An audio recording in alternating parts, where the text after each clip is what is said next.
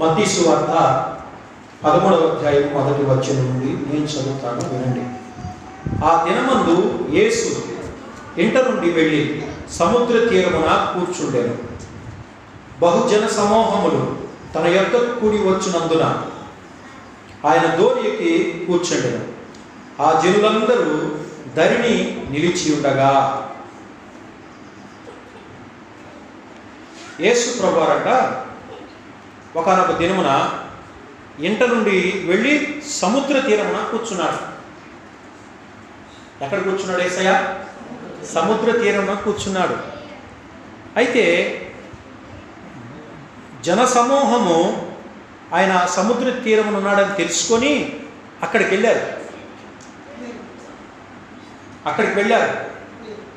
వాళ్ళని చూసిన యేసు ప్రభువారు ఏం చేశాడంట? అక్కడి నుంచి సముద్రంలోకి వెళ్ళి దోణికి కూర్చున్నాడు. ప్రజలు ఎక్కడ నుంచున్నారు? సముద్ర తీరమున. అక్కడి నుంచి వాళ్ళకి ఏం చెప్పాడు? 2వ వచనం నుంచి, ఆయన వారిని చూచి చాలా సంగతులు ఉపమాన రీతిగా చెప్పాను.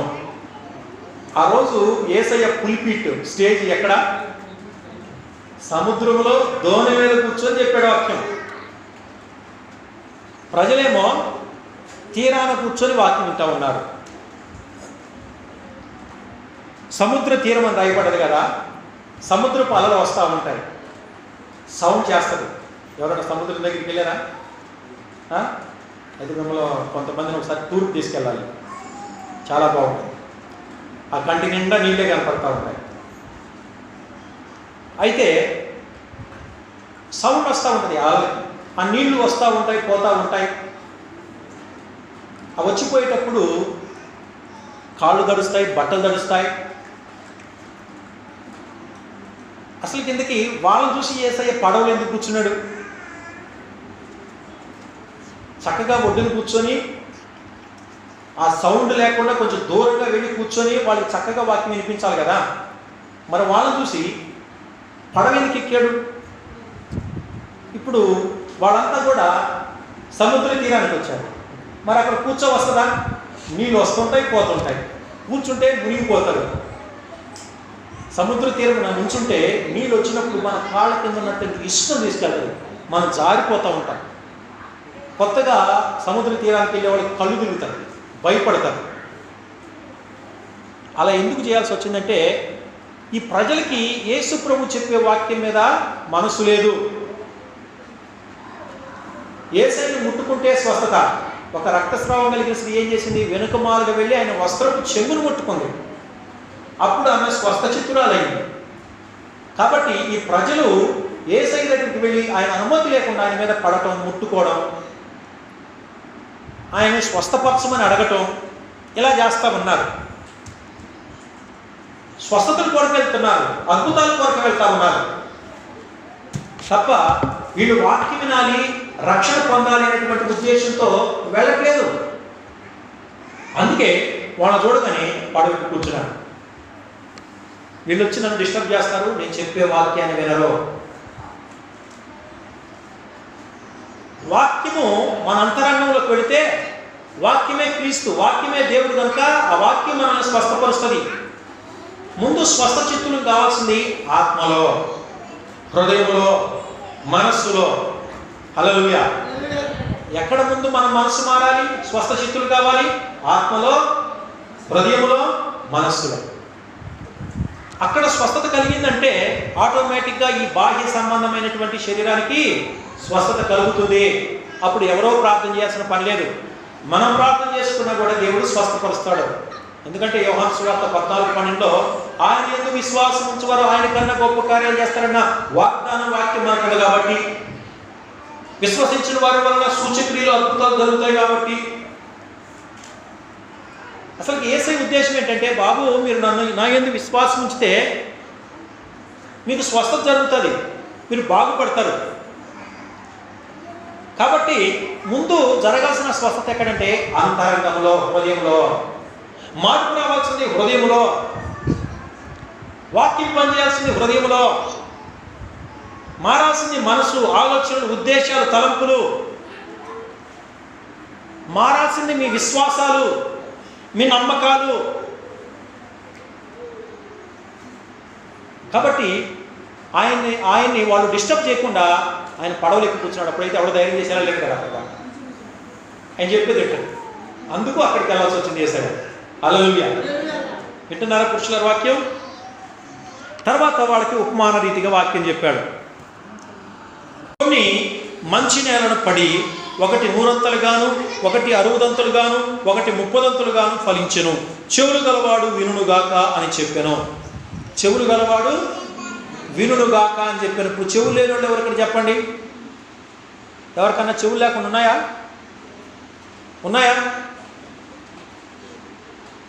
అందరికి చెవులు ఉన్నాయా? మరి యేసుప్రభు ఎందుకు చెప్పినట్టు చెవులు గలవాడు వినుగాక అంటే అక్కడ చెవులు లేని వాళ్ళు కూడా ఉన్నారు. అంటే ఆ ఉద్దేశం, ఆ మాట అంటంలో ఉద్దేశం ఏంటి చూడండి. అది కూడా రాయబడ్డది అక్కడ 10వ వచనం నుండి. తర్వాత శిష్యులు వచ్చి నీవు ఉపమాన రీతిగా ఎందుకు వారితో మాట్లాడుచున్నావని ఆయనను అడుగుగా ఆయన వారితో ఇట్లనెను, పరలోక రాజ్య మర్మములు ఎరుగుట మీకు అనుగ్రహింపబడి ఉంది కానీ వారికి అనుగ్రహింపబడలేదు. కలిగిన వానికే ఇయ్యబడును, వానికి సమృద్ధిగా కలుగును. లేని వానికి కలిగినది వాని యొద్ద నుండి తీసివేయబడును. మరియు ఇది చూడండి, వారు చూచుచుండియు చూడరు, వినుచుండియు వినకయు గ్రహింపకి ఉన్నారు. ఇందు నిమిత్తము నేను ఉపమాన రీతిగా వారికి బోధించుచున్నాను. చాలా సత్యాలు ఉన్నాయి అక్కడ. వాళ్ళు చూస్తుండి చూడరు, వింటున్నారు కానీ వినరు, గ్రహించరు. ఇప్పుడు నేను చెప్తున్న వాక్యం ఆ చిన్న బాబు వింటున్నాడా? వింటున్నారా? మీరు వింటున్నారా? కొంతమంది వింటారు, అట్లానే చూస్తారు, అంతే, గ్రహించరు. ఈ బస్సులు, ఈ లారీలు, కారు డ్రైవింగ్ చేసేవాళ్ళు తోలుతూ ఉంటారు, బండి నడుపుతూ ఉంటారు. వాళ్ళు కళ్ళు తెరిచి నిద్రపోతారు. ఒక్కోసారి రాత్రంతా ప్రయాణం చేసి బండి తోలి అలవాటైపోద్ది అలాగ నిద్ర. చాలా ప్రమాదం. వాళ్ళు చూస్తుంటారు, చూసాడా అనుకుంటాం కానీ వాడు చూడట్లేదు. అందరూ శ్రద్ధగా వాక్యం వింటున్నారని నేను అనుకుంటాను, కానీ కొంతమంది ఇక్కడే చూస్తుంటారు, వేరే ఆలోచనలు. ఇప్పుడు ఇంటికి పోయిన తర్వాత ఏం చేయాలి? డబ్బులు కావాలి, ఎట్లా? మరలా పోయేటప్పుడు నాకు ఆటో దొరుకుతుందా? ఇంకా ఏ ఆలోచనలు ఉంటాయి. గ్రహించరు కొంతమంది. వింటారు, ఏదో చెప్తున్నాడు కదా విన్నాం, గ్రహించరు. అందుకు ఉపమానాల్లో చెప్తున్నాను. ఒక్కొక్కసారి ఒక పలానా డాక్టర్ చాలా బాగా చూస్తాడంటే అక్కడ అందరు క్యూ కడతారు. మిగతా డాక్టర్ దగ్గరికి ఎవరు పోరు, ఆయన దగ్గరికే వెళ్తారు. అంటే ఆసక్తి ఉన్నవాడు, ఆరోగ్యం కావాలనుకున్నవాడు ఎంత దూరమైనా వెళ్తారు. ఇప్పుడు చూడండి, మనకి ఆదిలాబాద్ నుండి హైదరాబాద్ పోవడానికి ఎక్కువగా ఎవరు ఇష్టపడరు వైద్యానికి. ఎక్కడికి పోతారు? మహారాష్ట్ర వెళ్తారు. అక్కడ ధరలు తక్కువగా ఉంటాయి, చాలా మంచి వైద్యం అందుతుంది, వెళ్తారు. అలాగే ఆసక్తి కలిగిన వ్యక్తి, బాగుపడాలనుకునే వ్యక్తి, బ్రతుకు మార్చుకోవాలనుకునే వ్యక్తి అర్థం కాకపోయినా సరే అర్థమయ్యేటట్టుగా వినటానికి ప్రయత్నం చేస్తాడు. మరలా అడుగుతారు, ఫోన్ చేసి తెలుసుకుంటారు. అప్పుడప్పుడు ఒక బ్రదర్ నాకు ఫోన్ చేస్తుంటాడు, పాస్టర్ గారు ఈ వాక్యం చదివాను, దీని అర్థం కాదు, దీని అర్థం ఏంటని. సంతోషపడతా. అర్థం కాని ఫోన్ చేసి అడిగి తెలుసుకుంటున్నారు.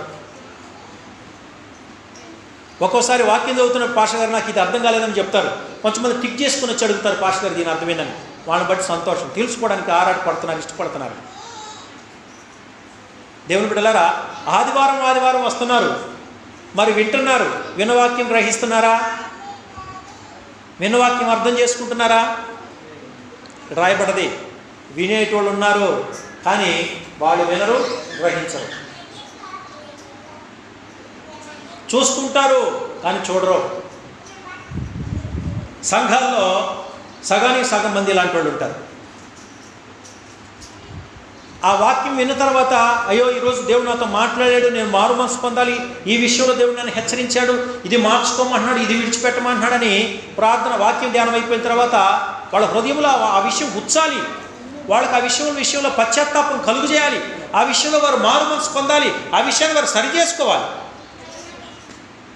ఈ రీతిగా వాక్యాన్ని బోధించిన ప్రతిసారి నీలో లోపాన్ని వాక్యం ఎత్తి చూపిస్తున్నప్పుడు, దేవుడు ఎత్తి చూపిస్తున్నప్పుడు, నువ్వు నేను ఆ విషయంలో సరిచేయబడినప్పుడు దేవుడికి ఇష్టము. అప్పుడు నువ్వు వింటున్నట్లు, అప్పుడు నువ్వు చూస్తున్నట్లు, అప్పుడు నువ్వు గ్రహిస్తున్నట్లు, అలాంటి వారికి నిత్యరాజ్యము. హల్లెలూయా. 11వ వచనం చూడండి. పరలోక రాజ్యము మర్మములు ఎరుగుట మీకు అనుగ్రహింపబడి ఉన్నది. 12 మంది శిష్యులతో అంటున్నాడు, బాబు ఈ వాక్యం అందరికి అర్థం కాదు, ఈ మర్మాలు అందరికి అర్థం కావు. భూ సంబంధులు, లోక సంబంధులు, లోక జ్ఞానం కలిగినటువంటి వారు వీటిని తప్పుగా అర్థం చేసుకుంటారు, వారు గ్రహించలేరు, వారికి అర్థం కాదు. హల్లెలూయా. కానీ పరలోక రాజ్య మర్మాలు గ్రహించుట ఆ కృప దేవుడు మీకు అనుగ్రహించాడు, ఆ ధన్యత మీకు అనుగ్రహించాడు. హల్లెలూయా. నోవాహు కాలంలో నోవాహు ఒక్కడే దేవుడి మాట విన్నాడు. నోవాహు ఒక కుటుంబమే రక్షణ పొందింది. ఆ తరంలో ఎవరు కూడా దేవుని మాట వినటానికి ఇష్టపడలేదు, దేవుని మార్గంలో నడవడానికి ఎవరు ఇష్టపడలేదు. అందుకే నోవాహు కుటుంబం రక్షణ పొందింది. సమస్త సృష్టిల మీద ఉన్న జనాలంతా కూడా వారు తుడిపిచ్చి పెట్టకపోయారు. ఒక నోవాహు కుటుంబానికి ఆ ధన్యత దొరికింది. హల్లెలూయా. మరి ఈ వాక్య మర్మాలు అందరికి కాదు. 1 కొరింథీలో పౌలు రాస్తాడు, భూ సంబంధులు, లోక జ్ఞానం కలిగిన వారు, ప్రకృతి సంబంధులు వీటిని అర్థం చేసుకోలేరు, వారు గ్రహించలేరు. ఓ సాధారణమైన న్యూస్ పేపర్ చదివినట్టు చదువుకొని పక్కన పెట్టేస్తారు. కానీ ఆత్మ సంబంధులు, పరలోకపు జ్ఞానం కలిగిన వారు, దేవుని చేత ఆకర్షించబడ్డవారు, పరిశుద్ధాత్మతో నింపబడ్డవారు ఈ వాక్యపు విలువేందో గ్రహిస్తారు. అందుకే దావీదు అంటాడు, నీ వాక్యం ధ్యానిస్తుండగా నాకు క్రొవ్వు మెదడు దొరికినట్టుంది. నీ వాక్యములు రమ్యమైనవి, విలువైనవి, బంగారం కంటే అవి ఎంతో విలువైనవి. మరి మీకు వాక్యం చదువుతుంటే అలా అనిపిస్తుందా? క్రొవ్వు మెదడు తిన్నట్టు అనిపిస్తుందా? నిద్ర వస్తుందా? కొంతమంది నిద్రపోవడానికి బైబిల్ చదువుతారు, అంటే దేవుడు మిమ్మల్ని జోలపాటు పడతాడనమాట బైబిల్ చదివితే. కొంతమందికి వాక్యం ఏంటంటే నిద్ర బ్రహ్మాండంగా వచ్చేస్తుంది. హల్లెలూయా. మేము వాక్యం చెబుతుంటే సాతాను నిన్ను ఒళ్ళో కూర్చోబెట్టుకొని నేను జోలపాటు పడినట్టు ఉంటుంది కొంతమందికి. జాగ్రత్త, అపవాది నిన్ను వాక్యాన్ని విననివ్వకుండా, నీ హృదయంలో వాక్యపు విత్తనాలు నాటబడకుండా ఆటంకపరుస్తున్నాడు. దేవుని మర్మాలు గ్రహించకుండా, దేవుడి హృదయాన్ని అర్థం చేసుకోకుండా, లోతైనటువంటి అనుభవంలోకి వెళ్లకుండా అపవాది ఆటంకపరుస్తూ ఉన్నాడు. హల్లెలూయా. 11 నుంచి మనం గమనిస్తే 15వ వచనం, ఈ ప్రజలు కన్నులారా చూచి, చెవులారా విని, హృదయంతో గ్రహించి, మనస్సు త్రిప్పుకొని నా వలన స్వస్థత పొందకున్నట్లు వారి హృదయము క్రొవ్వినది. హల్లెలూయా. ఏందంట విషయం అసలుకి? ఎందుకు వినట్లేదు వాళ్ళు? ఎందుకు చూడట్లేదు? ఎందుకు గ్రహించట్లేదు? కొవ్వు పట్టిందంట. అప్పుడప్పుడు కొంతమంది పదాలు ఆడతారు కదా, ఎందురో కొవ్వు పట్టిందా, మాట వినట్లేదు అని వింటూ ఉంటాం. ఇక్కడ అదే అంటున్నది వాక్యం. ఈ ప్రజలు కన్నులారా చూచి, చెవులారా విని, హృదయంతో గ్రహిస్తారు, మళ్ళా గ్రహిస్తారంట, వాక్యాన్ని కూడా అర్థం చేసుకుంటారంట. గ్రహించి మనసు త్రిప్పుకొని నా వలన, అంటే యేసయ్య వలన స్వస్థత పొందకుండానట్లు వారి హృదయము క్రొవ్వినది. అంటే గర్వం కలిగి ఉన్నారు. ఏం కలిగి ఉన్నారు వాళ్ళు? వాక్యం వింటున్నారు, గ్రహిస్తున్నారు. ఇది మనకు కాదులే, చూద్దాంలే, మారదాంలే.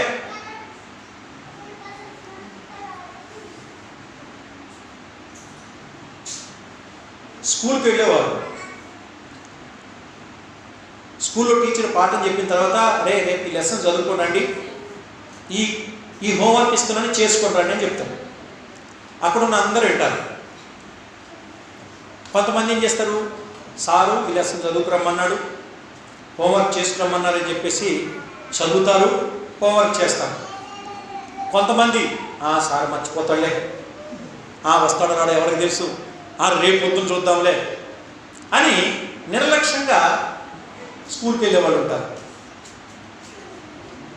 వెళ్ళగానే సార్ నిన్న లెసన్ చదువుకుని వచ్చారా, హోంవర్క్ చేసుకుని వచ్చారా అని అడుగుతాడు. ఒక్కోసారి క్లాస్లో 40 మంది ఉంటారు, 60 మంది ఉంటాడు, అంతమంది చూడలేడు. మరి ఒక్కొక్కరు లైన్లో వచ్చి చూపించండి అన్నప్పుడు ఇది దొరుకుతుంది. అప్పుడు దెబ్బలు ఉంటాయి. అప్పుడు వాడిని బయట నిలబెడతారు, పనిష్మెంట్ ఇస్తారు. కొంతమంది హోంవర్క్ చేసుకొచ్చారు, కొంతమంది ఎందుకు చేయలేదు, విన్నారు కదా, గ్రహించారు కదా, ప్రభువుకి అంటారు.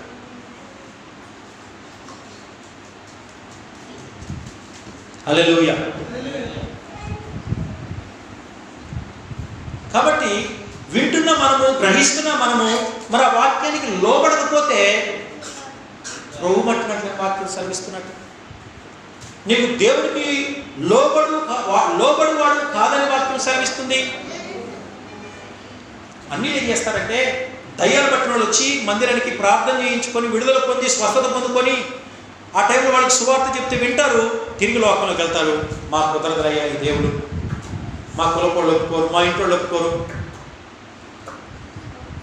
స్వస్థత కావాలి, బాగుపడతారు, గ్రహిస్తారు, అనేక దేవుడి దగ్గర తిరుగుతారు, అనేక హాస్పిటల్లో తిరుగుతారు. ఎక్కడ నాయన గారు వారు వచ్చి గుళ్ళోకి వచ్చి ప్రార్థన చేయించుకొని బాగుపడతారు, దేవుడి గొప్ప కార్యాలు చూస్తారు, ఆయన స్తుతిస్తారు, ఆయన పొగుడుతారు, విడిచిపెట్టి వెళ్ళిపోతారు. వాళ్ళలో నీవు ఉంటున్నావా? కొంతమంది ఏం చేస్తారంటే వెళ్ళిపోతారు, ఇక్కడ రారు. కానీ కొంతమంది ఇదిగో రెగ్యులర్గా వస్తున్నారు కానీ గ్రహించట్లేదు. యేసు ప్రభు వారు ఆ ఉపమానాన్ని వాళ్ళకి ఎక్స్ప్లెయిన్ చేస్తూ ఇంకా ఏమంటున్నాడు, వాళ్ళ హృదయం, వారి చెవులు వినుటకు మందములైనవి. కొవ్వు పట్టింది అంటున్నాడు ఫస్ట్గా, వాళ్ళ కొవ్వు పట్టింది అంటున్నాడు. రెండవది మందములైనవి. మందమతులు, సోమరులు, బద్ధకస్తులు, నిర్లక్ష్యం కలిగిన వారు, దేవునికి భయపడని వారు, దేవునికి లోపడిన వారు, వాక్యాన్ని గౌరవించిన వారు, వాక్యాన్ని అంగీకరించిన వారు, వాక్యం ప్రకారం జీవించిన వారు, క్రొవ్వు పట్టిన వారు. హృదయము, వారి చెవులు మందమైనవి. తర్వాత వారు తమ కన్నులు మూసుకొని ఉన్నారు. మూడవది వాళ్ళ కన్నులు మూసుకొని ఉన్నారు. కనుక మీరు వినుట మట్టుకు విందురు కానీ గ్రహింపరు, చూచుట మట్టుకు చూతురు కానీ ఎంత మాత్రము తెలుసుకొనరని యెషయా చెప్పిన ప్రవచనము వీరి విషయమై నెరవేర్చున్నది. యెషయా ఆనాడు తన కాలంలో ఆయన బోధకుడిగా ఉండి, ప్రవక్తగా ఉండి ఆనాటి ఇశ్రాయేలీల గురించి ఆయన బోధించాడు. జీవము కలిగిన యెహోవాను విడిచిపెట్టి వారు విగ్రహారాధన చేస్తా ఉన్నారు. వారు చెట్లకి పుట్టలకి పొరుగు దేశపు దేవుళ్ళని మొక్కుతుండగా అప్పుడు వారి గురించి విన్నాడు. మీరు మందిరానికి వస్తున్నారు, వాక్యం విన్నవారే, దేవుని యొక్క పండుగలు చేసిన వారే, దేవుని యొక్క ఆచారాలు పాటించిన వారే. మరి ఈరోజు ఏమైంది?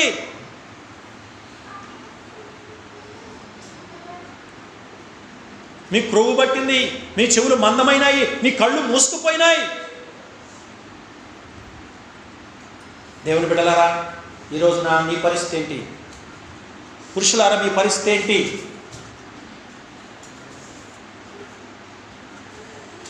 చాలు ఫోన్ బట్టి 16వ వచనం, అయితే మీ కన్నులు చూచుచున్నవి గనుక మీరు ధన్యములైనవి, మీ చెవులు వినుచున్నవి గనుక అవి ధన్యములైనవి. అనేక ప్రవక్తలు, నీతిమంతులు మీరు చూచు వాటిని చూడగోరియు చూడకపోయిరి, మీరు వినువాటిని వినగోరియు వినకపోయిరని మీతో నిశ్చయముగా చెప్పుచున్నాను. హల్లెలూయా. అపోస్తులతో యేసయ్య ఏమంటాడు తెలుసా? మీ కళ్ళు చూస్తున్నాయి, మీ కళ్ళు ధన్యమైనవి. మీ చెవులు వింటున్నాయి, మీ చెవులు ధన్యమైనవి. హల్లెలూయా. యేసయ్య మాటలు వినడం, ఆయన చూడటం, ఆయన ముట్టడం ధన్యత. గొప్ప భాగ్యము. కానీ కొంతమంది నీతిమంతులు, కొంతమంది ప్రవక్తలు మీరు ఈ రోజున ఏం వింటున్నారో, ఏం చూస్తున్నారో, ఏం ముడుతున్నారో వాటిని చూడాలని, వాటిని వినాలని ఆశపడ్డారు. హల్లెలూయా.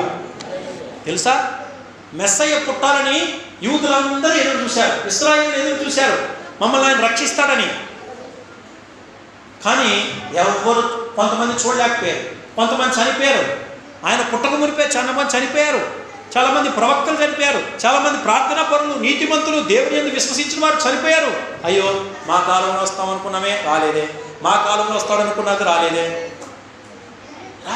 ఆయన ఎందుకంటే ఆయన సమయం సంపూర్ణం కాలేదు కదా. అందుకే వారు మెస్సయ్య స్వరం లేదు, మెస్సయ్యని చూడలేదు. హల్లెలూయా.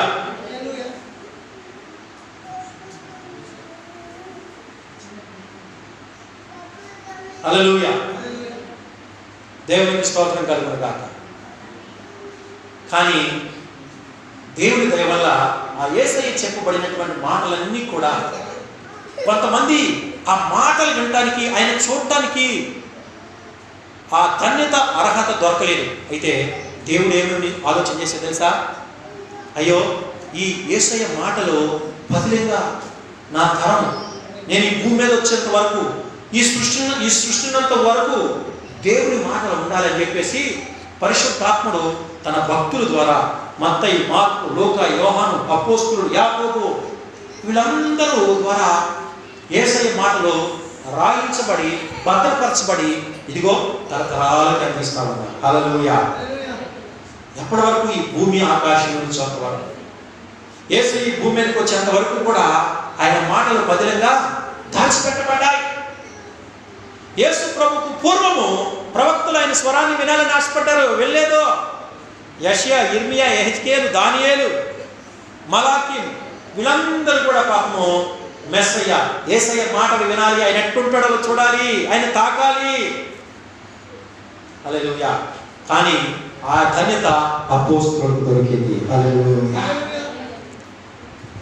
మనమేమో వింటున్నాం, కానీ అపోస్తలులు ముట్టుకున్నారు, ఆయన్ని చూశారు, ఆయన్ని. వాళ్ళు ఇంకెంత ధన్యులు. దేవుని బిడ్డ, ఇప్పుడు ఆయన చూసే ధన్యత లేదు, ఆయన ముట్టుకునే ధన్యత లేదు, కానీ ఆయన మాటలు వినే ధన్యత ఉంది. హల్లెలూయా. హల్లెలూయా. దేవుని మాటలు వింటాం ధన్యులు పురుషులారా, అవి ధన్యమైనవి. ఆ వాక్యం వింటాం. ఈరోజు వాక్యం వింటున్న మీరు ధన్యులు, వాక్యాన్ని గ్రహిస్తున్న మీరు ధన్యులు.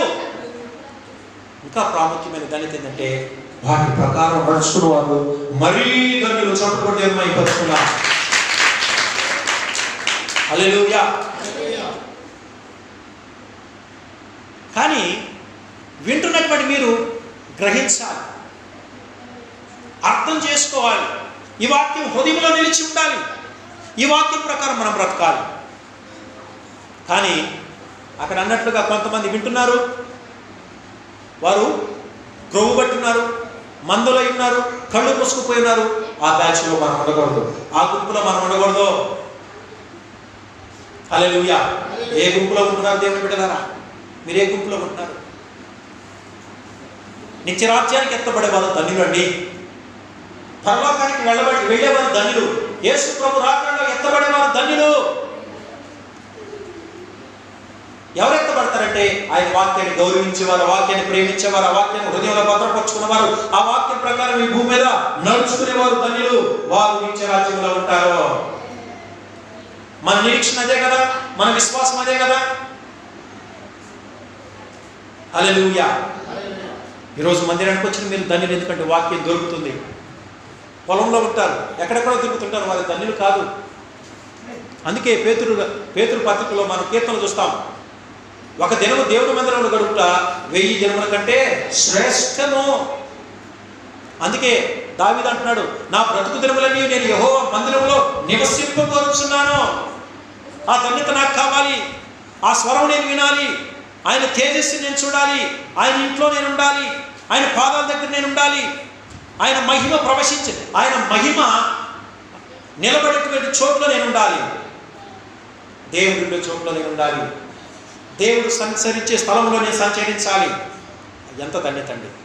పరిశుద్ధులుగా జీవించడానికి కోరుకోవాలి. దేవుడు పక్కన ఉండటానికి కోరుకోవాలి, ఆయన్ని ముట్టడానికి కోరుకోవాలి, ఆయనతో ఉండటానికి కోరుకోవాలి, ఆయన సన్నిధిలో ఉండటానికి కోరుకోవాలి. అందుకే వారంలో మధ్యలో రండి, మందిరానికి రండి. మందిరంలో ఉంటాను అలవాటు చేసుకోండి. కనీసం మందిరానికి వచ్చి కూర్చోండి ఒక గంట, అది మీకు ధన్యత. హల్లెలూయా.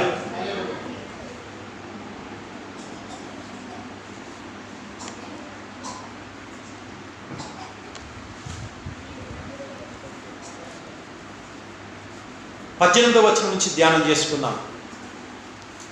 విత్తువానికి వచ్చిన ఉపమాన భావం వినుడి. ఇందాక ఉపమానం చెప్పాడు, ఆ శిష్యులకు అర్థం కాలేదు, ఆడికి వచ్చిన గుంపు ఉన్నారు కదా వాళ్ళకి అర్థం కాలేదు. హల్లెలూయా.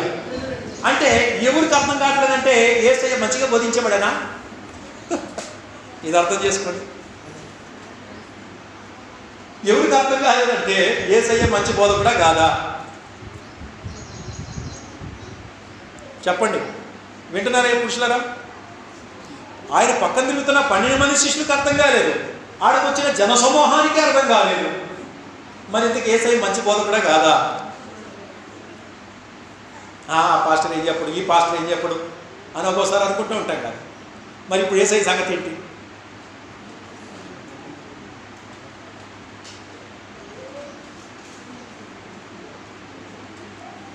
కదా.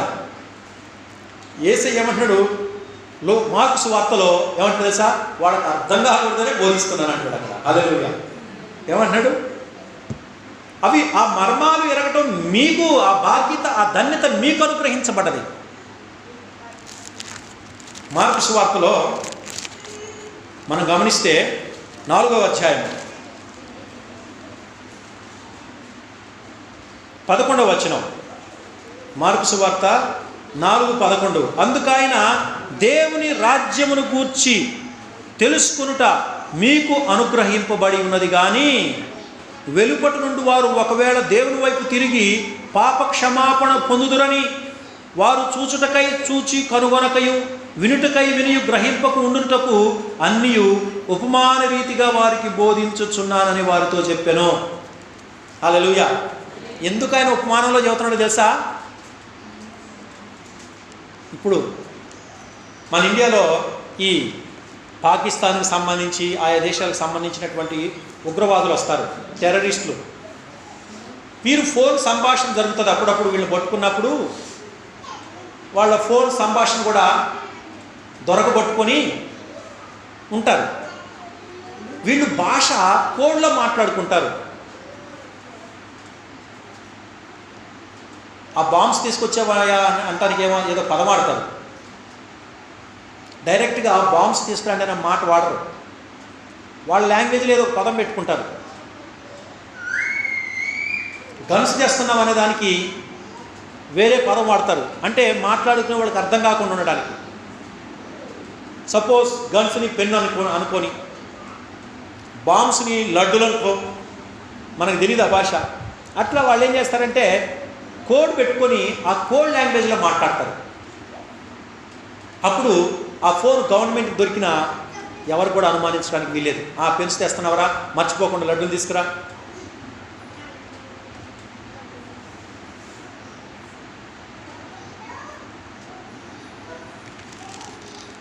ఈ డాక్టర్స్ వాళ్ళ భాషలు మాట్లాడుకుంటే వాళ్ళ వైద్యం సంబంధించినటువంటి భాష మాట్లాడుతుంటే మనకు అర్థం కాదు. అవునా? అవి వాళ్ళకే అర్థమవుతాయి, అందరికి అర్థం కాదు. ఇశ్రాయేలీయులు బబులోను దేశానికి కొనుక్కోబడిన తర్వాత అక్కడ వాళ్ళు ఏం చేసేవాడు తెలుసా? ఆ ప్రజలు వీళ్ళు హెబ్రీ భాష మాట్లాడతారు కదా, ఈ భాష వాళ్ళు వినకూడదని, ఆ భాష అపవిత్రం కాకూడదని, ఇది దేవుని భాష అని వాళ్ళు ఏం చేశారో తెలుసా? అక్కడ మాట్లాడటానికి వాళ్ళు ఒక భాష కనుక్కున్నారు. దాన్నే అరమిక్ లాంగ్వేజ్. ప్రజల మధ్యలో ఉన్నప్పుడు అరమిక్ లాంగ్వేజ్ మాట్లాడేవారు, ఇళ్లలో ఉన్నప్పుడు హీబ్రూ మాట్లాడుకునేవారు. బైబిలు పాత నిబంధన హీబ్రూ, అరమిక్, కొత్త నిబంధన గ్రీకులో రాయబడ్డది. ఈ భాష, అరమిక్ భాష ప్రజల మధ్యలో ఉన్నప్పుడు మాట్లాడుకోవడానికి ఉపయోగించేవారు. ఇక్కడ అందరు హిందీ మాట్లాడతారు. బయటకు వెళ్తే ఆంధ్రాలో ముస్లిమ్స్ ఉన్నారు కదా, వాడు ఇళ్ళలోనే హిందీ మాట్లాడతారు. బయటకు వస్తే ఆంధ్రాలో తెలుగు మాట్లాడతారు. ఎందుకంటే అక్కడ ఎవరికి తెలుగు అందరికి ఎవరికి హిందీ రాదు. కాబట్టి ముస్లిమ్స్ చాలా చక్కని తెలుగు మాట్లాడతారు ఆంధ్రాలో. ఇళ్లలో మాత్రం వాళ్ళ భాష మాట్లాడుకుంటారు. ఇక్కడ తెలంగాణకు వచ్చేసరికి ఇక అందరూ హిందీలో మాట్లాడతారు. ఎవరైనా తెలుగు వ్యక్తి కనపడితే ఆయనతోనే తెలుగు మాట్లాడతారు. అది ఆ భాష రాదు. మీది మాది, మీకి మాకి అని విచిత్రమైన భాషలో మాట్లాడితే మా బాధలు చూడండి. ఆ పండ్లు కొందామంటే, ఏదైనా సామాన్ కొందామంటే వాడు హిందీలో చెప్తాడు, అర్థమే కాదు. నా పక్కన జరిద్య అమ్మగారు ఉంటేనే కొంచెం సేఫ్ అనమాట. లేకపోతే తెలుగులో అడుగుతా, ఇంగ్లీష్లో అడుగుతా. అట్లా కోడ్ లాంగ్వేజ్. యేసయ్య భాష ఎవరికి అర్థమవుతుంది? పరలోకానికి వెళ్ళే వారికి అర్థమవుతుంది. ఆయన ఆత్మ కలిగిన వారికే అర్థమవుతుంది. ఆయన స్పిరిట్ ఉన్న వాళ్ళకే అర్థమవుతుంది. పరలోక పౌరులకే అర్థమవుతుంది. హల్లెలూయా. అప్పుడప్పుడు రాత్రి మా ఇంటికి ఒక సిస్టర్ వచ్చింది. ఆ సిస్టర్ ఏమంటుందంటే అక్కతోటి, అక్క మీ ఇంట్లో మీ భాష పిల్లల భాష అంతా వేరుంది, పాస్టర్ గారి భాష ఒక్కటి మాత్రం కొంచెం ప్రత్యేకంగా ఉంది. ఎందుకంటే అమ్మగారు తెలంగాణ, పిల్లలు ఆదిలాబాదు, ఇంకా వీడి భాష చాలా ఘోరంగా ఉంటుంది పిల్లల భాష. నేను అక్కడి నుంచి ఇక్కడికి వచ్చాను కాబట్టి కొన్ని పదాలు మారుతాయి, మిగతాదంతా ఆంధ్ర భాష. సో ఒక్కొక్క స్టేట్కి ఒక్కొక్క జిల్లాకి ఒక్కొక్క భాష. మన ఆదిలాబాద్ జిల్లా వేరు, భాష వేరుంటుంది. పక్కన నిజామాబాద్ జిల్లాకి పోతే అక్కడ భాష వేరుంటుంది. హైదరాబాద్ పోతే అక్కడ భాష వేరుంటుంది. పరలోకానికి పోతే అక్కడ భాష వేరుంటుంది. అది ఎవరికి అర్థం కాదు. హల్లెలూయా. ఈ మర్మాలు నువ్వు గ్రహించాలంటే నువ్వు దేవునికి సంబంధించిన వ్యక్తివైతే, ఆ దేవుని ఆత్మ నీలో ఉంటే నీకు అర్థమవుతుంది. లేకపోతే నీకు అర్థం కాదు. పొలిటీషియన్స్ క్రిస్మస్ రోజు ఆ స్టేజీ మీద కూర్చొని బైబిల్ చదువుతారు, వాక్యం వింటారు, వాళ్ళు వెళ్ళిపోతారు. ఆ ఉపన్యాసం ఏమంటే హిందూ దేవుళ్ళు, ఈ క్రిస్టియన్ దేవుళ్ళు, ఈ ముస్లిం దేవుళ్ళు అందరు సమానమే, అందరికి క్షేమం కోలుతున్నాం, అందరం మేలు కోలుతున్నాం అని చెప్పేసి వెళ్తారు. కానీ ఆ వాక్యం వాళ్ళకి అర్థం కాదు. వారు పరలోకానికి వెళ్ళేవారు కాదు కనుక, వాళ్ళకి దేవుని ఆత్మ లేదు కనుక వాళ్ళకి అర్థం కాదు. ఎన్ని స్వస్థతలు అద్భుతాలు జరిగినా అవి చూసినా వాళ్ళకి అర్థం కాదు. ఎందుకంటే వారు దేవుని సన్నిధి సంబంధించిన వారు కాదు. హల్లెలూయా. శ్రేష్టమైంది, విలువైంది ఏది కూడా ఊరికినే రాదు. దాని కొరకు వెల చెల్లించాలి. హల్లెలూయా. దాని కొరకు ప్రయాసపడాలి. తాగడానికి నీరు రావాలంటే అంత సామాన్యంగా మనం భూమి మీద అందవు. ఎంతో లోతులో ఉంటే మంచి నీరు, దాన్ని పైకి తీసుకురావాలంటే ఎంత కష్టం. బొగ్గు గనులు ఎక్కడో భూమిలో ఉంటాయి, పెట్రోల్ ఎక్కడో భూమిలో ఉంటుంది, ఇనుము బంగారము ఈ ఖనిజ సంపద ఎక్కడో భూమిలో దాచిపెట్టబడలేదు. దాన్ని పొందుకోవడం అంత సులువే కాదు. సముద్రంలో ఆ చెరువులో ఉన్నటువంటి ఆ చేపల దొరకడం అంత సులువేం కాదు. డబ్బు సంపాదించడం అంత సులువేం కాదు కదా. శ్రేష్టమైనవి ఏవి కూడా ఒట్టిగానే రావు. ఒక చెట్టుకు ఫలం కావాలంటే సంవత్సరాలు పెంచాలి. అట్లానే ఈ శ్రేష్టమైనటువంటి ఈ వాక్యము, బంగారం కన్నా వజ్రాల కన్నా ఈ విలువైన వాక్యము నీకు దొరకడం నీ ధన్యత, భాగ్యము. అది ధన్యత, ఒట్టిగా రాదు. ఇక్కడ కూర్చున్న వారు కూడా కొంతమందికి అర్థం కాదు. కొంతమంది ఈ వాక్యం కొరకు, యేసయ్య కొరకు ఆరాటపడతారు, ఆశపడతారు. కానీ మందిరంలోకి వచ్చి దేవుణ్ణి సేవించలేని వారు కూడా ఉన్నారు. మందిరంలో ఉంటారు, మనతో ఉంటారు, కానీ దేవుడితో నడవని వారు ఉంటారు. ఆ పరలోకం అంత సులువుగా రాదండి. హల్లెలూయా. కాబట్టి ఈ మర్మాలు మీరు అర్థం చేసుకోకుండా, గ్రహించకుండా లైట్గా తీసుకొని వదిలేడుతున్నారంటే మీరేం చేస్తున్నారు తెలుసా? మీరు నిర్లక్ష్యము మీ యొక్క మందగించిన స్థితి నరకానికి దారితీస్తుంది. హల్లెలూయా. స్కూల్కి పిల్లలు వెళ్ళి చదువుకోకపోతే, చెప్పిన లెసన్స్ వినకపోతే, అర్థం కాకపోతే, వాటిని తిరిగి చదువుకోకపోతే ఎగ్జామ్లో ఫెయిల్ అయిపోతారు. మరలా అదే క్లాస్ చదవాలి. కొంతమంది 10th క్లాస్ 2 సార్లు రాస్తుంటారు, 3 సార్లు రాస్తారు, చదువు ఆపేస్తారు, చదువు ఎక్కదని. కొంతమంది ఇంటర్లో ఆగిపోతారు, 3 సార్లు 4 సార్లు రాస్తారు. కొంతమంది డిగ్రీలు ఆగిపోతారు, కొంతమంది పీజీలు ఆగిపోతారు. వారికి అర్థం కాక చదువు వదిలిపెట్టి వేరే పనులు చూసుకుంటా ఉంటారు. ఈ దేవుని రాజ్యానికి వెళ్ళడం చాలామందికి కష్టం. పరిశుద్ధంగా బ్రతకడం కష్టం, వాక్యం వినడం కష్టం, ఆదివారం మందిరానికి రావడం కష్టం, ఈ వాక్యపు వెలుగులో నడవడం కష్టం. ఇది ఇరుకైన మార్గము. కాబట్టి ఈ మార్గాన్ని రావడం చాలామంది కష్టం. అందుకే ఈ త్యాగము, సమర్పణ కలిగి, శ్రమ, హింస కలిగినప్పుడు వాడు వెళ్ళిపోతారు. కానీ ఈ నరకానికి వెళ్ళే మార్గం విశాలమైంది. దాంట్లో రూల్స్ ఉండవు, పద్ధతులు ఉండవు, క్రమం ఉండదు, విధానం ఉండదు. నీ ఇష్టం, ఏ విధంగా అయినా వెళ్ళచ్చు. కానీ చివరికి నీ అంతము అగ్నిగుండము, నరకము. కాబట్టి పురుషులారా, దేవుని బిడ్డలారా, వాక్యమైన స్త్రీలారా, వాక్యాన్ని జాగ్రత్తగా మీరు గమనించాలి. ఉద్దేశపూర్వకంగానే పురుషులారాని పేరు చేస్తా ఉన్నాను. హల్లెలూయా. ఎందుకంటే మీరు క్రమంగా భక్తి పరులైతే మీ భార్య పిల్లలు సెట్ అయిపోతారు, భక్తి పరులు అవుతారు. వాక్యం మీకు అర్థం కావాలి. హల్లెలూయా. అది మనం ఆచరణలో పెట్టాలి. అప్పుడే మనకి దీవెన. ఈ విత్తువాని ఉపమానం చెప్తూ విత్తుచుండగా ఈ 18వ వచనంలో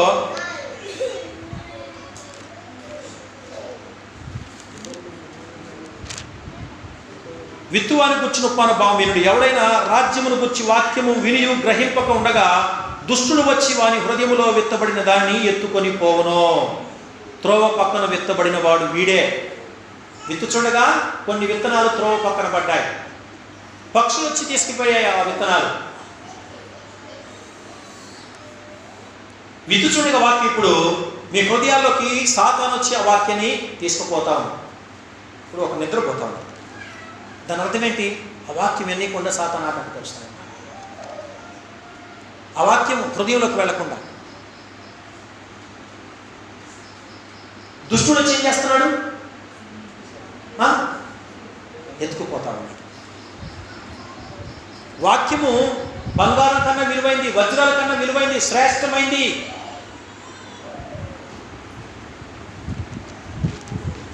ఇప్పుడు మీ ఇంట్లో మంచి నాన్ వెజ్ డిష్ కర్రీ వండారు.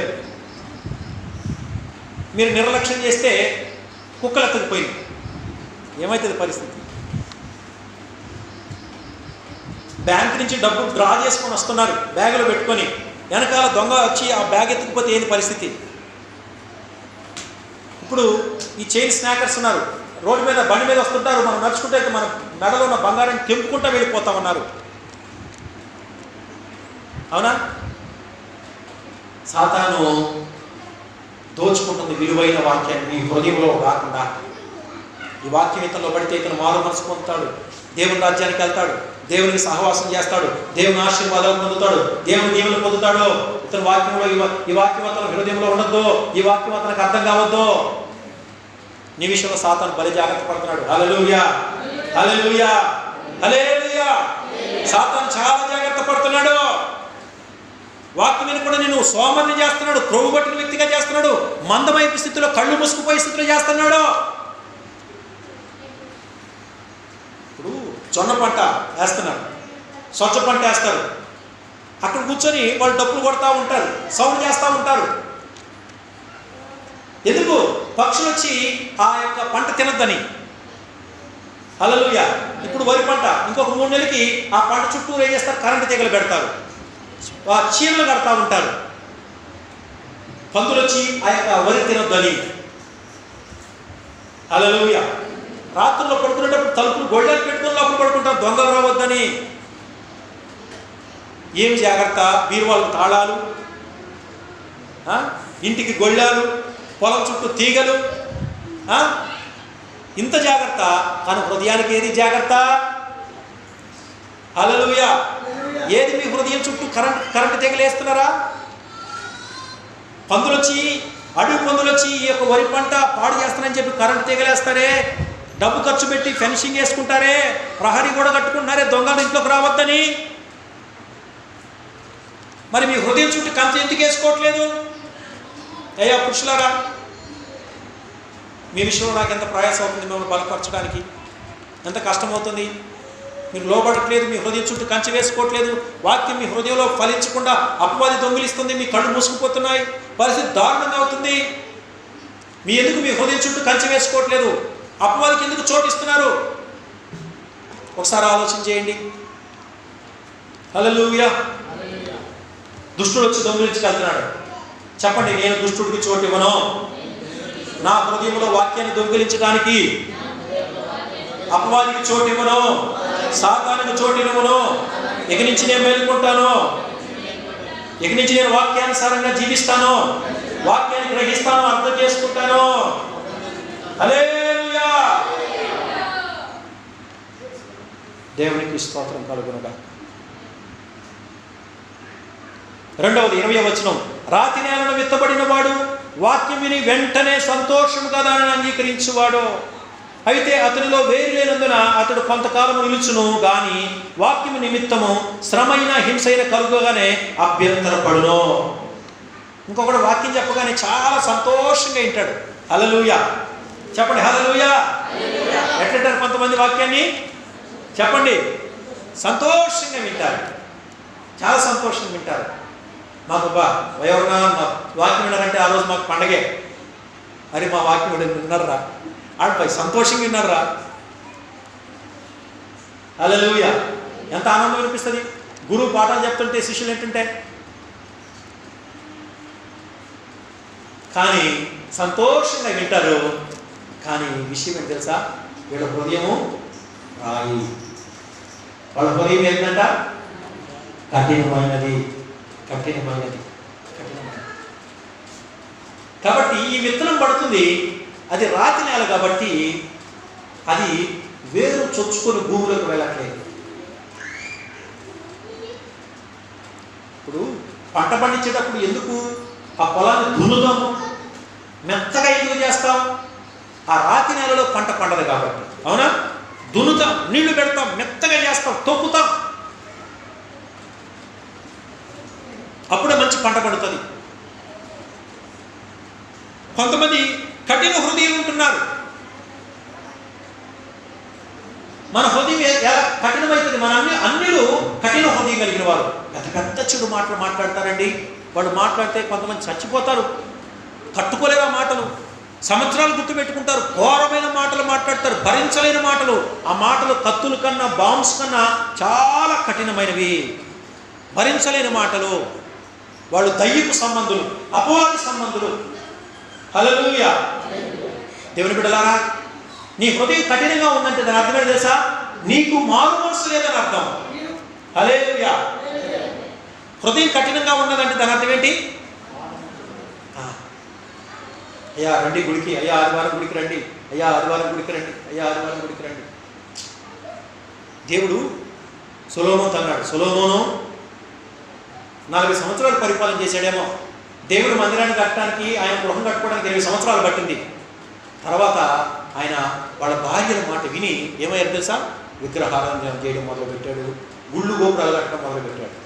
దేవుడు ఒకసారి ప్రత్యక్షమై, సొలొమోను, నీ తండ్రి నడిచిన విధానం ఏంటి? నీ తండ్రి ఎంత భయభక్తులు కలిగిన వాడు, మరి నీ పరిస్థితి ఏంటి? నా యందు భయభక్తులు కలిగి నిందారహితుడిగా జీవించు. ఏం చేస్తున్నావు నువ్వు ఈ రోజున? భార్యల మాట విని విగ్రహాలను చేస్తున్నావు, గుళ్ళు కట్టిస్తున్నావు, మార్చుకో అని చెప్పాడు. మరలా దినాలు గడుస్తున్నాయి, మారలేదు. మరలా కొంత గ్యాప్ తీసుకొని దేవుడు ప్రత్యక్షమై స్వప్నంలో మాట్లాడుతున్నాడు. సొలొమోను కుమారుడా, నువ్వు మారు, ఇది నీ క్షేమం కాదు, నువ్వు గుళ్ళు కట్టిస్తున్నావు, విగ్రహారాధన చేస్తున్నావు, ఆ మార్గంలో వెళ్తున్నావు, మారు కుమారుడా మారు అని ప్రత్యక్షమై చెప్పాడు. హల్లెలూయా. దేవుడు వదిలేశాడు. ఏం చేశాడు నెక్స్ట్?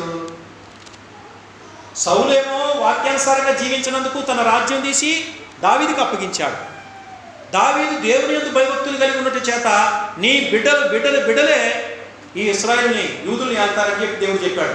అయితే సొలొమోను కొంతకాలం దేవుని యందు భయభక్తులు కలిగి ఉన్నాడు, తర్వాత విడిచిపెట్టేశాడు. సొలొమోను 40 సంవత్సరాలు పరిపాలన చేశాడు. తర్వాత తన కొడుకైన రెహబాము వచ్చాడు. దేవుడు దావీదుకు వాగ్దానం చేశాడు కాబట్టి, నీ సంతానం ఇస్తానని వాగ్దానం చేశాడు కాబట్టి ఒక్క యూదా గోత్రాన్నే రెహబాము పరిపాలన చేశాడు. మిగతా 10 గోత్రాలు తీసి ఏం చేశాడు? అన్యులకు ఇచ్చాడు, ఇశ్రాయేలుకి ఇచ్చేశాడు. ఈ యూదులు కనిపెట్టుకుని బెన్యామీనులు ఉన్నారు. మిగతా 10 గోత్రాలు మాత్రం వేరే వాళ్ళు పరిపాలన చేశారు. సొలొమోను తప్పు చేస్తున్నప్పుడు దేవుడు 2 సార్లు ప్రత్యక్షమై చెప్పాడు, కుమారుడా, ఇది నీకు మంచిది కాదు, మానుకో. పెడచెవిన పెట్టాడు, లెక్క చేయలేదు, విడిచిపెట్టాడు. హృదయం కఠినమైపోయింది, హృదయం రాయి అయిపోయింది. ప్రారంభంలో బాగున్నాడు, మంచిగా ప్రార్థన చేశాడు, అభిషేకించబడ్డాడు, ఆత్మతోనే ఆయన ప్రార్థన చేస్తే దేవుడు మహిమ దిగి వచ్చిందండి. దేవుడి కొరకు బంగారంతో మందిరం కట్టించాడు. తలుపులు బంగారమే, గోడలు బంగారమే, అంత బంగారమే. కానీ హృదయం కఠినం చేసుకున్నాడు. వెళ్ళం మాటలు. కొంతమంది పనిని బట్టి కఠినం చేసుకుంటున్నారు, ఉద్యోగాన్ని బట్టి కఠినం చేసుకుంటున్నారు, డబ్బును బట్టి కఠినం చేసుకుంటున్నారు. రకరకాల సాతాను ఎర చూపిస్తుంది, శోధిస్తున్నాడు. వాటిని బట్టి కఠినం చేసుకొని భక్తిహీనులు అయితే ఉన్నారు సొలొమోను లాగా. దయచేసి ప్రభు పేరు చెప్తున్నాను, హృదయాన్ని కఠినం చేసుకోకండి. మరలా అది పగలగొట్టబడాలంటే, అది మెత్తన చేయబడాలంటే చాలా కష్టం. అంటే మీకు మారు మనసు ఇవ్వబడ్డది, మారు మనసు పోగొట్టుకోకండి. తిరిగి పాపంలో పడకండి, తిరిగి చెడులో పడకండి, తిరిగి సాతాను ఉచ్చులో పడకండి. హల్లెలూయా. సాతాను బంధకాల్లోకి వెళ్తే తిరిగి రావడం కష్టం, చాలా ప్రయాసపడాలి, మారు మనసు పొందాలి, మరలా ప్రారంభ స్థితికి వెళ్ళాలి, పశ్చాత్తాపడాలి, పాపాలు ఒప్పుకోవాలి, విడిచిపెట్టాలి. ఆత్మీయతలో వేగంగా దూసుకెళ్తున్న నీవు మరలా పడిపోతే ఎక్కడికి వెళ్ళాలి? మొదటికి వెళ్ళాలి. దయచేసి హృదయాన్ని కఠినం చేసుకోకండి. ఏమో చెప్పలేము, ఈ లాక్డౌన్ చేత ఇట్లా పరిస్థితి అయిపోయింది. ఈ కరోనా ఎంతకాలం ఉంటుందో తెలియదు. మరలా లాక్డౌన్ పెడితే మీ పరిస్థితి ఏంటి? ఏంది మీ పరిస్థితి? ఇంట్లో ప్రార్థన చేసుకోరా? ఇంట్లో వాక్యం ధ్యానించరా? దేవుని యందు భయభక్తులు కలిగి ఉండరా? ఎట్టి పరిస్థితుల్లో కూడా ప్రభుని విడిచిపెట్టకండి, విశ్వాసం విడిచిపెట్టకండి. ప్రభు పేరిట మనం చేస్తున్నాను. రాత్రి నెలంటూ వాక్యం మీలో పనిచేయదు. రాత్రి నెలంటూ పరిశుద్ధాత్ముడు మీరు నివసించడు. మారు మనసు కోల్పోతే పరిశుద్ధాత్మను ఆర్పకండి, పరిశుద్ధాత్మను దుఃఖపరచకండి. హల్లెలూయా.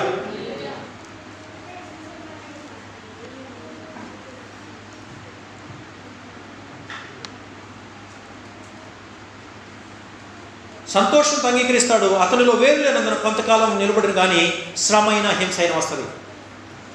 హల్లెలూయా. ఏమొస్తుంది నీకు? శ్రమ, హింస. ఇంట్లో వాళ్ళ ద్వారా, బంధువుల ద్వారా, లేకపోతే నీ శరీరమే నీకు సహకరించదు. రోజు ఎవడు ప్రార్థన చేస్తాడు? అబ్బా నాతో కాదు ఉపవాసం ఉండడం, నాతో కాదు ఈ వాక్యం చదవడం. నీ శరీరమే సహకరించదు. మా వాక్యం చెప్తున్న డిస్టర్బెన్స్ కానీ ఇక్కడ ఈ హింస, ఈ శ్రమను తట్టుకొని నిలబడాలి ప్రభులో. హల్లెలూయా. మందిరానికి వచ్చేటప్పుడు హింసలు, శోధనలు, ఆటంకాలు ఎదురవుతాయి. ఎదిరించి జయించి రావాలి.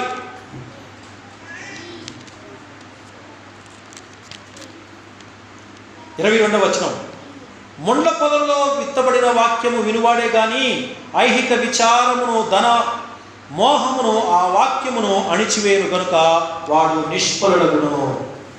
కొంత వాక్యం వినిచుండగా ముళ్ళ పొదల్లో పడింది, కలుపు మొక్కల మధ్య పడది. అయితే ఆ వాక్యం ఎదుగుచుండగా ఆ కలుపు మొక్కలు అణిచివేస్తాడు ఆ వాక్యాన్ని. ధనాపేక్ష, ఐహిక విచారాలు, లోక సంబంధమైనవన్నీ కూడా, అయ్యో వాడి పెద్దోడు అవుతున్నాడు, వాడు సంపాదించుకున్నాడు, వాడికి ఉద్యోగం వచ్చింది, ఇదిగో వీళ్ళకి పొలం వచ్చింది, బిల్డింగ్ కట్టుకున్నాడు, ఓ వీళ్ళు కొత్త బట్టలు కొనుక్కున్నారు, వాళ్ళు బంగారం వేసుకున్నారు, ఓ వీళ్ళు కన్ను వచ్చేస్తే నాకేం లేదే. ఐహిక విచారాలు.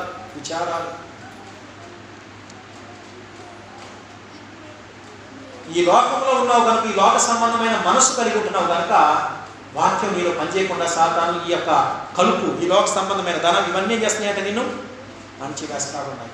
ఈ ఫోన్ కూడా అణచివేస్తూ ఉంటుంది, టీవీ అణచివేస్తూ ఉంటుంది. ప్రార్థన చేస్తుంటే ఆటంకాలు అనేకమైన ఎదురవుతుంటాయి. మందిరానికి వద్ద అంటే ఆటంకాలు అనేకమైనవి ఉంటాయి. ఈ గవర్నమెంట్ అణచివేస్తూ ఉన్నది క్రైస్తవుని. క్రైస్తవ వ్యతిరేకులు అణచివేస్తా ఉన్నారు, హింసిస్తున్నారు, శ్రమ పెడతా ఉన్నారు. హల్లెలూయా. మరి ఏ ఐహిక విచారం కలిగి ఉన్నావు? ఏమి నీలో ఉన్న పరిశుద్ధాత్మను దుఃఖపరుస్తున్నవి? ఏ క్రియలు? ఎవరు? ఏ ఆలోచనలు? ఏ దురలవాట్లు నీలో వాక్యాన్ని ఎదగకుండా ఆటంకపరుస్తున్నారు? ఈరోజే ఇప్పుడు పొలంలో కొంతమంది ఎందుకు రాలేదండి మందిరానికి? అదే అంటారు, కలుపు తీయడం ఏమంటారు? కలపటానికే ఏందమ్మా? కలవడానికి వెళ్ళారు. పత్తి మొక్కల పక్కన గడ్డి వస్తుంది, గడ్డి దాన్ని తీసేస్తారు. కంది చేను, ఆ కలుపు తీసేస్తారు, గడ్డి తీసేస్తారు, ఆ మంచిగా ఎదగాల మొక్క. సో మీ జీవితంలో కలుపు మొక్కలు తీసేసుకోండి. ఏ లోకాశలు, ఏ లోక కోరికలు ఉన్నాయో వాటిని పిరికేసుకోండి, తీసేసుకోండి. ముందు మీకు వ్యవసాయం చేసుకోండి. మీరు ఒక చెట్టు, మీ చుట్టూ గడ్డి మొక్కలు లేకుండా వ్యవసాయం చేసుకోండి. చీడపురుగు మీకు పట్టకుండా మీరు సరి చేసుకోండి. దురలవాట్లు లేకుండా మిమ్మల్ని మీరు సరి చేసుకోండి. హల్లెలూయా. ఇది మీకు శ్రద్ధ తీసుకొని, చాలా ఓపిక కావాలి కదా. పొద్దున్న నుంచి సాయంత్రం దాకా నడుమొంగిపోతుంది పాపం కలుపు పనిచేసేవాడు. కాళ్ళు నొప్పులు వస్తాయి, అలవాటు అయిపోయింది. ఎంత కష్టపడి ఎండలో పనిచేసి ఆ వానికి గాలికి తడిచి 300, 200, 400 వస్తాయి. ఎంత ప్రయాసం, ఎంత కష్టం దేవుడికి కదా. చాలా ప్రయాసపడాలా మీకు కలుపు మొక్కలు తీసేసుకోవాలంటే, ఆత్మలో ఎదగాలంటే, విశ్వాసంలో ఎదగాలంటే, నీకు ఇవ్వబడిన మారు మనసును కాపాడుకోవాలంటే, నువ్వు పొందుకున్న పరిశుద్ధాత్మను కాపాడుకోవాలంటే, పరిశుద్ధత జీవితాన్ని కాపాడుకోవాలంటే చాలా కష్టము, ఓపిక. మీకు వ్యవసాయం చేసుకోండి, మీరు కలుపుకోండి, మీ కలుపు మొక్కలు తీసేసుకోండి. హల్లెలూయా. సాతాను చూడండి ఎన్ని రకాలుగా ఆటంకపరుస్తున్నాడో దేవుళ్ళు ఎరగనీయకుండా. చివరిది ఇది చెప్పుకొని ముగించుకుందాం. మంచి నేలను విత్తబడిన వాడు, 23వ వచనం, వాక్యం విని గ్రహించువాడు అట్టివాడు సఫలులై ఒకడు 100 ఒకడు 60 ఒకడు 30 ఫలించును. హల్లెలూయా. మార్కు సువార్తకి వెళ్దాం. మార్కు సువార్త 4వ అధ్యాయము.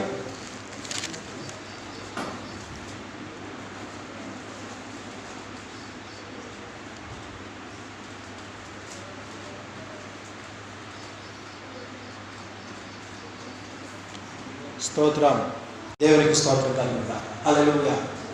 మంచి నేలన పడిన విత్తనము ఫలించాలంటే ఓపిక అవసరం, శ్రద్ధ అవసరము, చాలా శ్రద్ధ అవసరం, సహనం అవసరం. వాక్యం అనేటువంటి